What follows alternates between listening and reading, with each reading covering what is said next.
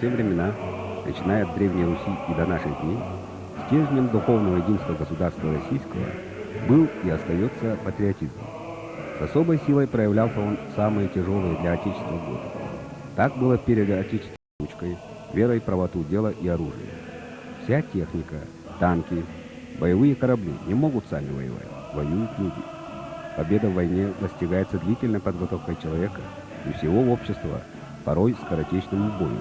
И в мирное время военные комиссариаты на местах создают мобилизационные ресурсы, способные оборонить страну в любой момент. Зачастую в последнее время военкомат воспринимается еще и как хранители и воспитатели настоящего патриотизма. И это прежде всего память. Мы помним наших павших в боях за Родину. Радует, что правительство нашей республики придает большое значение сохранению памяти, ведь такие мероприятия проводятся не ради галочки, а несут в себе заряд истинного патриотизма и гордости за свою Родину.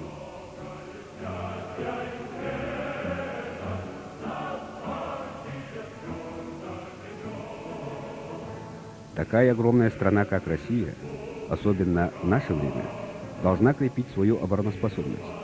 Во всем мире там и сям вспыхивают военные конфликты, да и в самой России существует проблема Чечни. Военные комиссариаты ежегодно призывают на службу сотни юношей со всей республики. Конечно, просто так не попадешь в армию, но если прошел достаточно строгий медицинский контроль, то строгая армейская дисциплина и порядок встречает призывника уже на республиканском сборном пункте.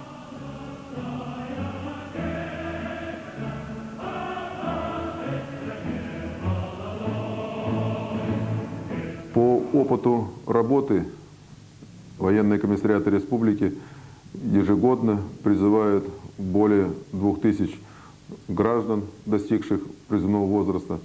И на сегодняшний момент у нас в войсках службу проходит в пределах чуть более 5000 представителей нашей республики. Это только лишь военнослужащие, проходящие службу по призыву.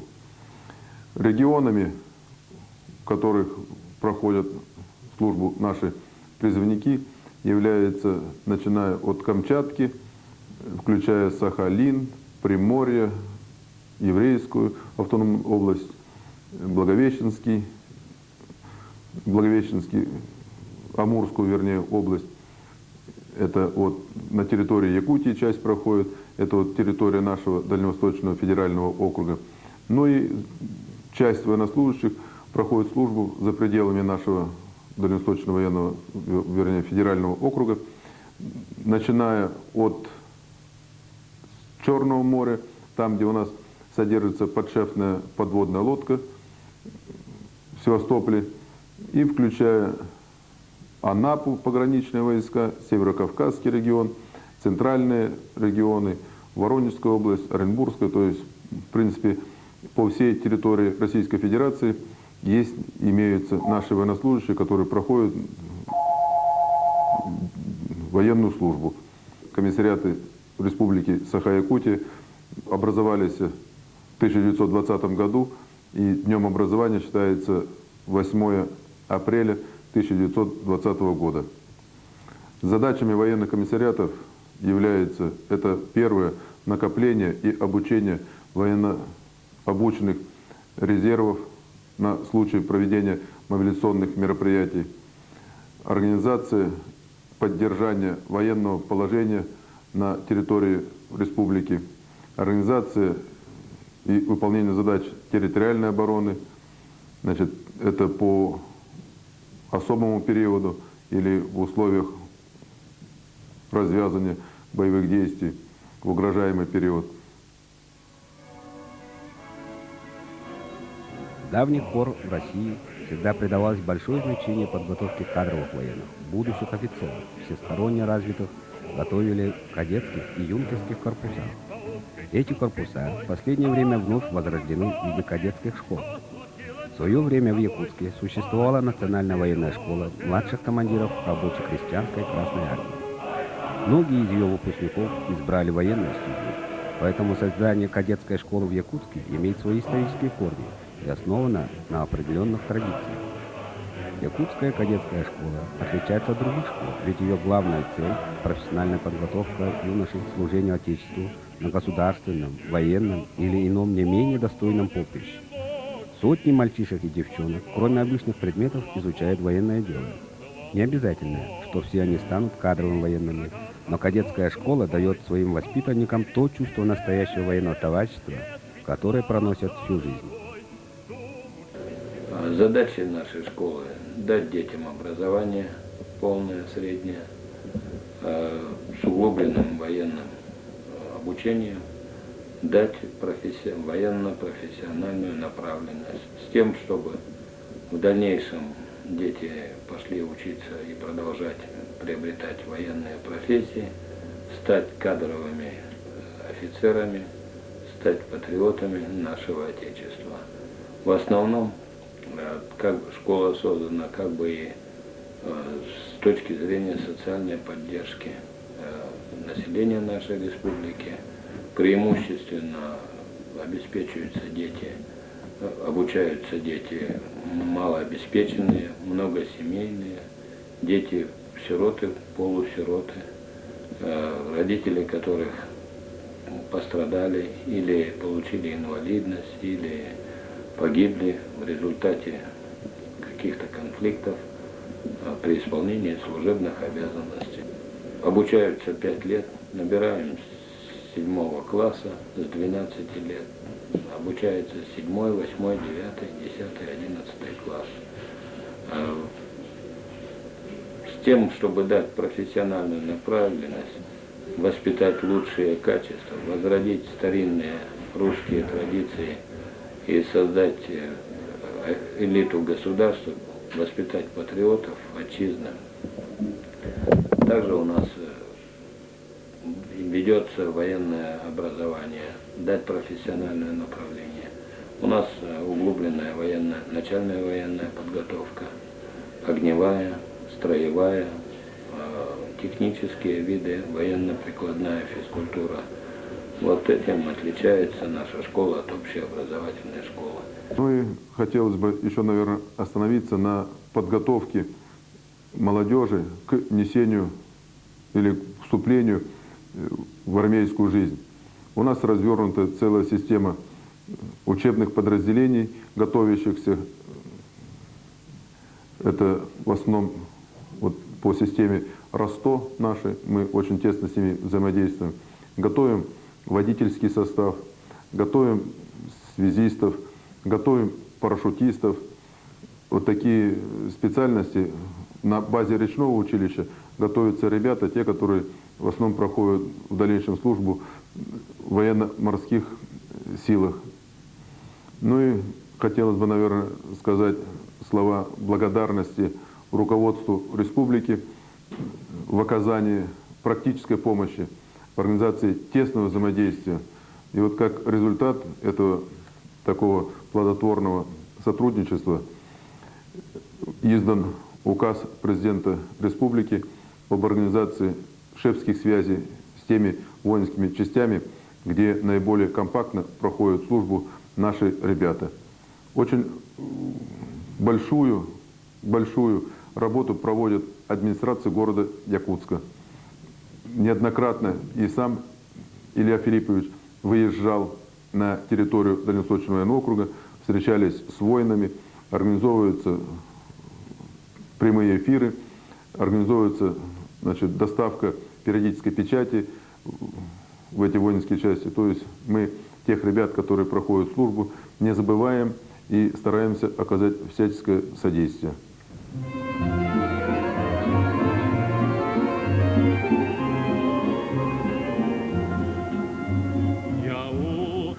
Когда человек впервые одевает форму, в его жизни меняется многое. Отныне ему придется подчиняться дисциплине, делать такие вещи, которые он ранее и не делал. 2 года настоящей мужской службы в корне меняет молодого человека. Многие представляют себе службу в армии благодаря многочисленным публикациям в прессе, сплошным насилием над человеком. Что ж, многое негативное в жизни отражается кривым зеркалом и в армии. Солдаты бегут из частей, конечно, не от хорошей жизни, но причины здесь берут свое начало в самом обществе, воспитании, продолжающемся социальном кризисе. Но выживают всегда на малых и больших войнах самые подготовленные, обученные или хотя бы знающие, что надо делать. Поэтому за годы службы солдат обучается многому, чтобы он всегда мог дать отпор любому врагу. Погода моя, издалека мне улыбнись, моя любимая. Война.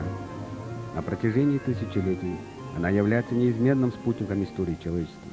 Она коварно подкрадывается в виде большой или малой, праведной или захватнической, начиненной всем, что придумали изощренные умы для уничтожения себе подобных.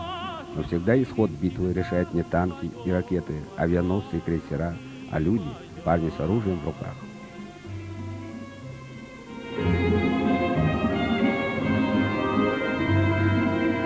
Так значит, мы всегда вдвоем, моя любимая.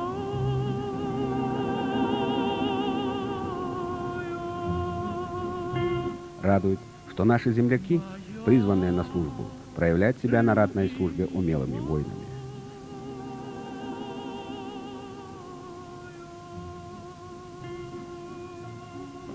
Значит, на сегодняшний день у нас служат в первую очередь военнослужащие, призванные 8 национальностей. Среди них 13 человек, призванных из Республики Саха-Якутия. В первую очередь хотел бы отметить призывников с Республики Саха-Якутия по своему уровню. В первую очередь они очень трудолюбивые, очень спокойные.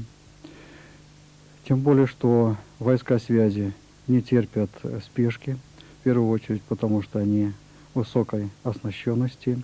И после соответствующей подготовки, у нас имеется учебный корпус, где в течение месяца-двух их готовят, они выходят нормальными, хорошими специалистами. Самое главное, усидчивые и спокойные ребята.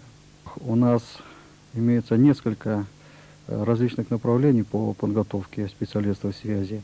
И в данном случае каждый специалист, во-первых, подходит психологический отбор и по своему интеллектуальному уровню, и мы их направляем служить по той профессии, в которой они в состоянии освоить.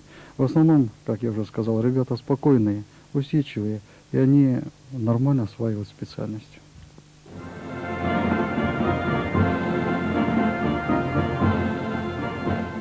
В наступившем новом тысячелетии ранее звучавшее из области фантастики выражение «звездные войны» вошло в обыденность. Военно-космическая сила России, оснащенная высокотехнологичным оборудованием, наблюдает за околоземной орбитой. С одной из таких частей, расположенной в республике, у военного комиссара Якутии генерал-майора Виталия Попова наиболее тесные взаимоотношения. В этой части служат много ребят из нашей республики. Офицеры части также тесно сотрудничают с республиканским военкоматом. Нередки здесь и совместные мероприятия, проводимые военкоматом с привлечением общественности.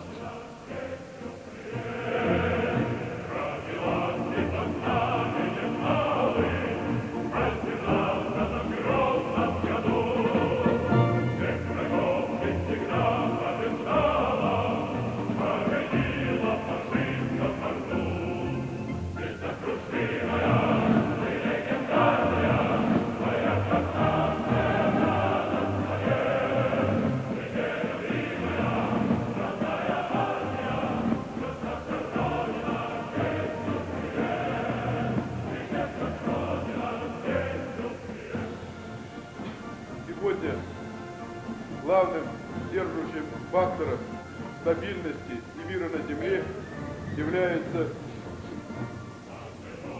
одним из главных сдерживающих факторов как раз вот эти вот ваши военно-космические силы.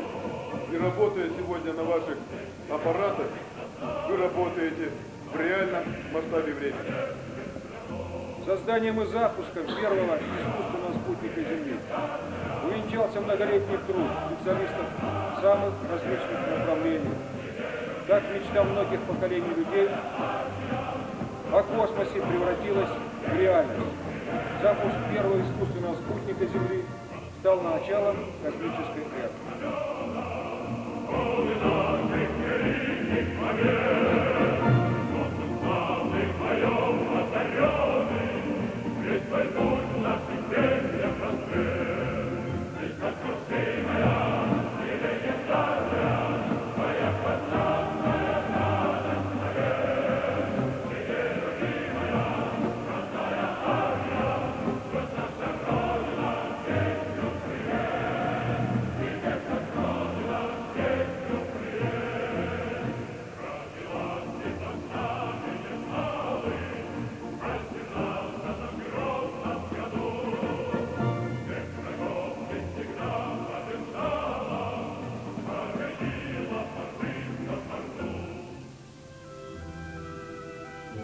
Военные комиссариаты Якутии за всю свою 80-летнюю историю безупречно выполняли свою основную задачу – вопрос боевой и мобилизационной готовности. Республиканский военкомат разделен по отделам, в чью компетенцию входят мобилизационные задачи, подготовка молодежи к службе, распределение призывников по видам вооруженных сил, проведение очередных призывов, работа с офицерским составом, обучение кадровых офицеров и запаса, учет военнообязанных.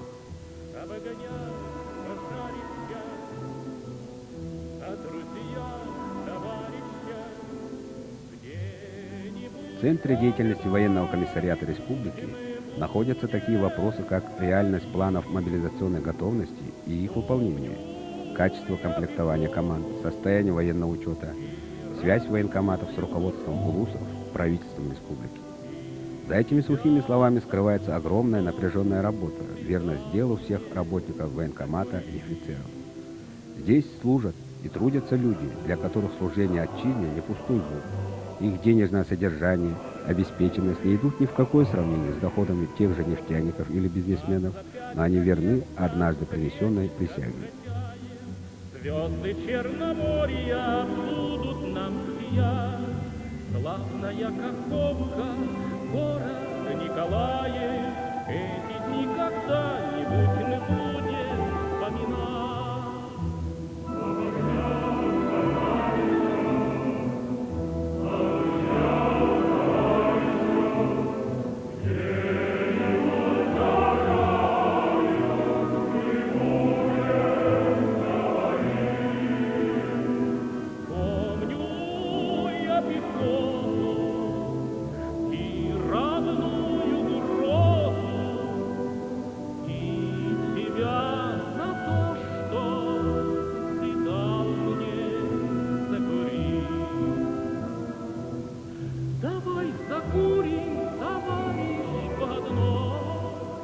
Давай закурим, товарищ мой.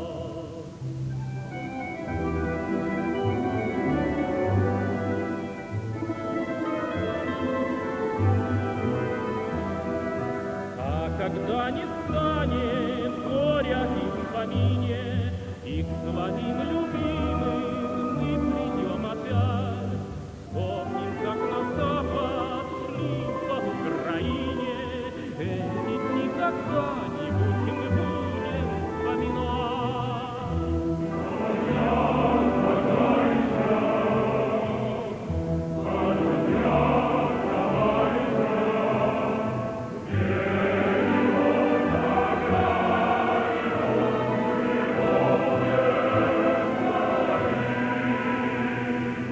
Помню я пехоту и родную роту, и тебя за то, что ты дал мне закурить.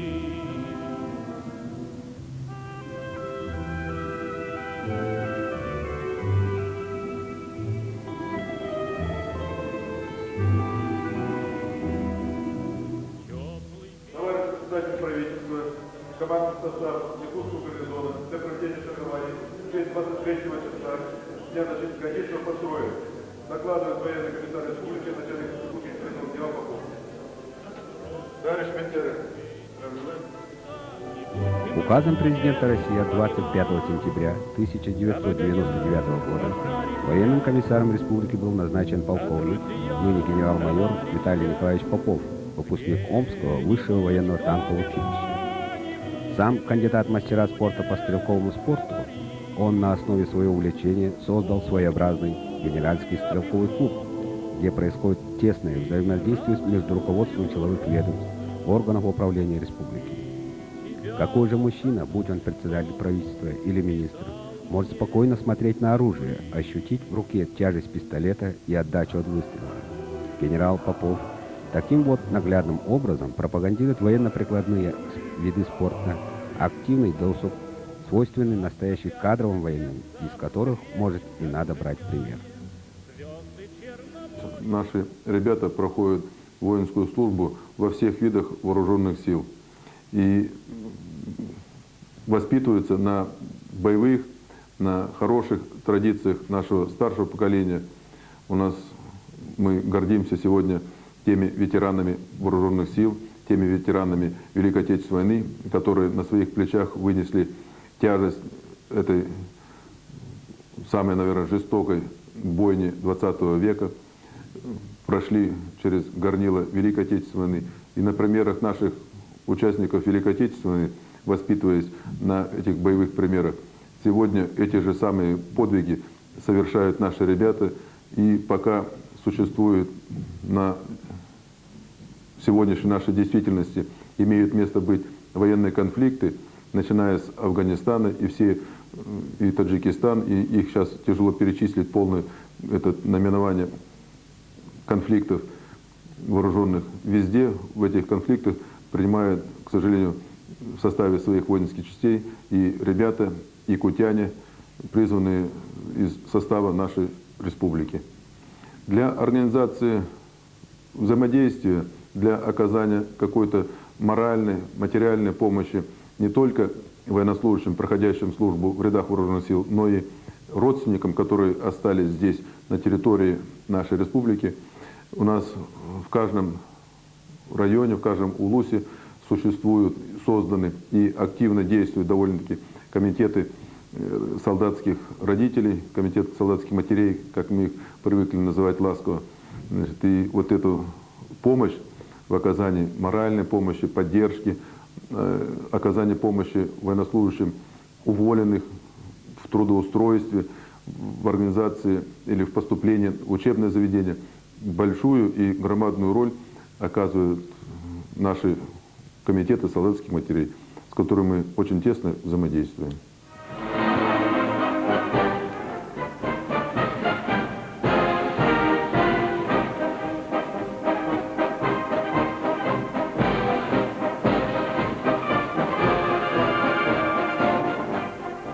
Одно из главных направлений работы военных комиссариатов – это военно-патриотическая работа. Главное – это воспитание молодежи на уважение к истории Родины, патриотов своего Отечества, поднятие престижа военной службы и российской армии. Ветераны Великой Отечественной войны, офицеры в отставке, воины, прошедшие горнило войны в разных точках мира, все они живой пример беззаветного служения Отечеству. Ежегодно, в День Великой Победы, офицеры и солдаты якутского гарнизона проходят парадным маршем, и кажется, что это проходят те солдаты Великой войны. Но это ведь на самом деле так. Поколение за поколением сменяют друг друга, идут солдаты и офицеры, защитники Отечества. Несмотря ни на что, победная поступь российской армии продолжается уже в новом веке.